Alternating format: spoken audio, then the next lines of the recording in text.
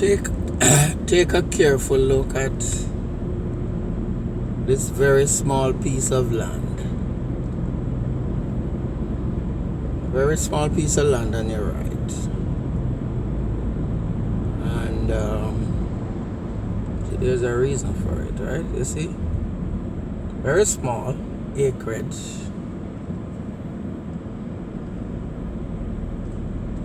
It's hard to tell how much it is.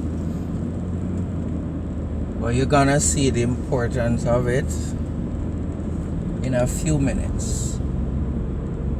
Because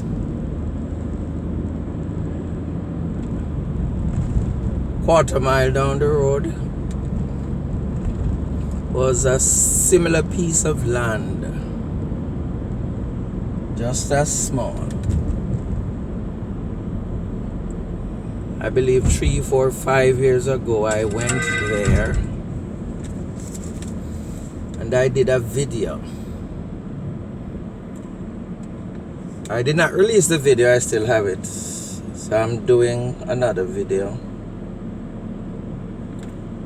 all over again because I have maybe about 1,800 videos and many people have not seen most of them because it's a waste of time, you know. The Bible talk about showing your good to the swine. And then some are selective, not everybody see them. But I did that video years ago because I had a similar journey with my siblings as it relates to land. And so it's a question of vision versus a lack of vision.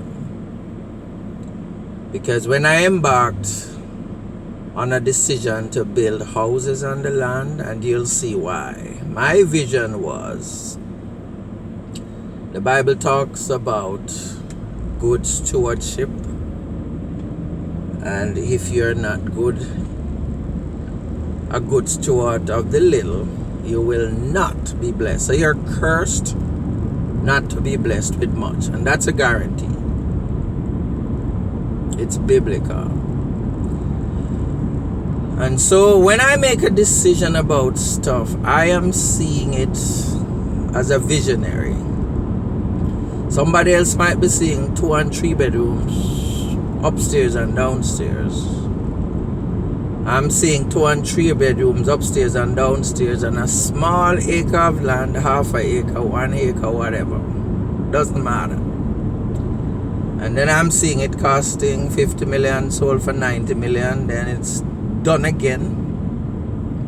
90 million, sold for 200 million, then it's repeated, 500 million, till we do $1 billion.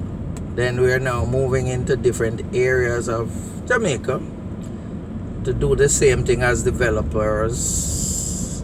Then in the Caribbean, St. Lucia, Barbados, Trinidad. And legacy, as the Bible says, a good man leaves a legacy for his children and grandchildren. And so that's what I see, whether it's real estate, whether it's equipment, whether it's $5 a month, whatever the plans. So okay, so now look at this. That was a small acre land, but it's not a small acre land anymore. You can see it's actually houses. See? 1, 2, 3 floor, 3-story. Hundreds and hundreds of 1, 2, 3 bedroom, renting for $3,000, $4,000 a month. And so that small acre land, on both sides you could see it. My mother said the Chinaman are better than me, so what I learned from that is that I don't care who these people are, but we tend to snub our noses at them because we think we have more God at them. Now look at it, look at the amount of units. And it was just like the piece of land I showed you up there. Empty land. They say that God is not building any more land. So we stumble our nose and think that we are Christians and we know God and others don't. But those others are doing the work of Christ in multiplying and dominating. So these people might be brothers and sisters. These people might be business partners. These people might be strangers.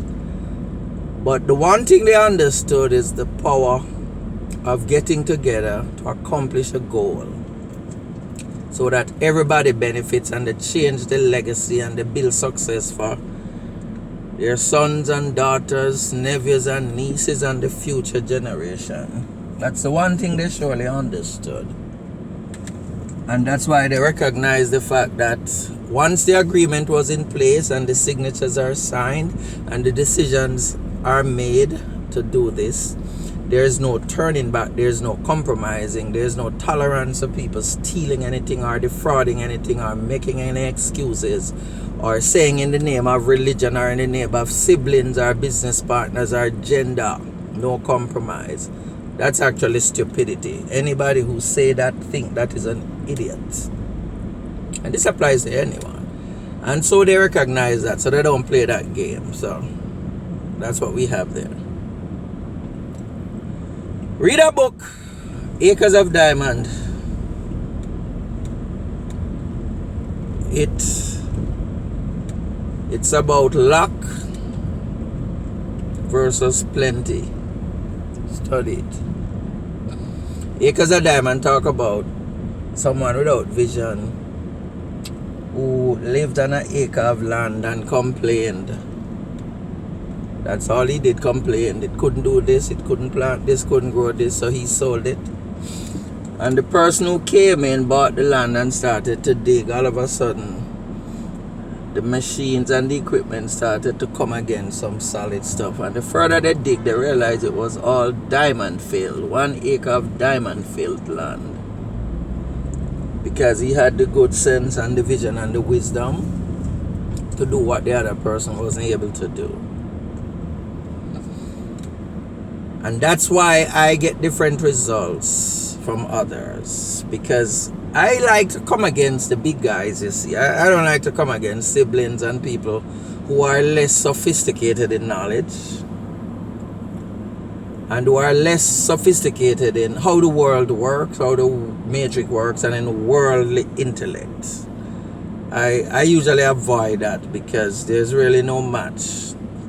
And that's why, for example, 20 years ago, in 2003, when I had an extremely minor car accident, it's not even a car accident. Some lady fly over the median and hit my car in the back, and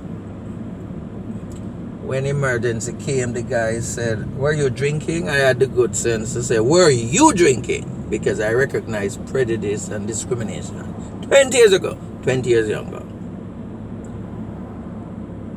And I went on to, unlike what you know, you think that insurance covers the car, so therefore the insurance pays off the car, and so therefore you don't get to keep the car. Nope, not me. When you are more sophisticated in intellect, you know that when they come for the car, even though insurance said they write off the car, which wasn't really a write-off, that's stupid. Someone came for it. He said, "No, leave my car. I have the first choice to buy it, even though it's paid off for. Even though you had to give me a rental car. Even though you had to send me to chiropractor and the doctor," which was foolishness anyway, because nothing was wrong with it. So I ended up getting the car, getting it paid off, keeping the car. That's when you know the difference. Or it might be insurance adjuster coming to your house to tell you nonsense. You sit down and 3 hours interview. But while they are taping you, they don't know that you're taping every single word that is happening. And you stand your own. And when you have to go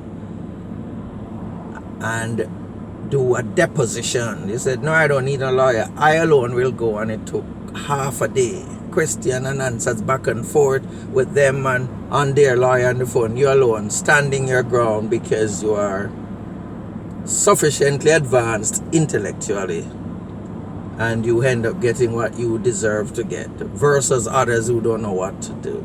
So I prefer to come against the big guys. Like the Martin Luther King of the world, like the Malcolm X, like the Marcus Garvey, like the Mandela, the Rosa Parks. You see, we're going to stand for justice. People who know me, who really know me, which is probably 1 or 2, 3, less than a handful, because I don't keep friends. I have too much value to give, not to want to receive value back. So I have to be careful of the value that I associate with or lack thereof. And they'll tell you, you don't know who you're dealing with. You're messing with the wrong person, because we don't even begin yet. Those people stand up for justice, you see. That's what they do, and they're prepared to die for it, and it doesn't matter who. And that's why one example is, I remember Corville Gardens. I took 27 years of standing up for justice alone, to make sure that when it was all said and done, we came against all the madness about who it belongs to and who it doesn't. The end of that book is not written yet. I don't think people smart enough to know that it's not. Because we have people talk about title, and who own the title is who really owns it. So there is still malicious, devilish action going on there, but that's a different story, because like I said before, at some point you kind of stop wasting your time. So it's not just me or one person.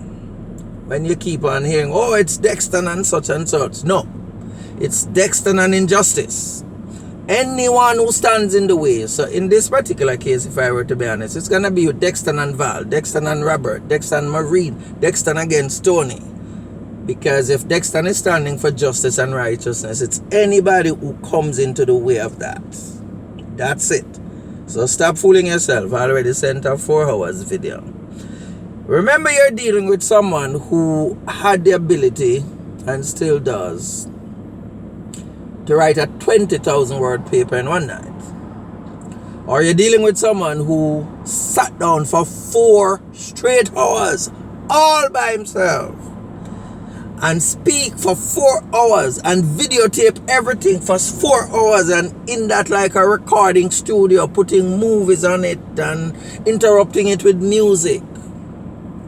Just remember, that's what you're dealing with, right? So go listen to the tape, because positions are very, very clear. So it's anyone who is standing in the way of justice and righteousness, and sometimes it might be the federal government. Sometimes it might be the political party. Sometimes it might be a race or a culture or the KKK or whomever. Sometimes it's Egypt, Pharaoh coming against Moses. And then sometimes it's just your siblings who is standing in the way of justice and righteousness. So watch out. That's why I said this is what it means. Wake up! Rise up.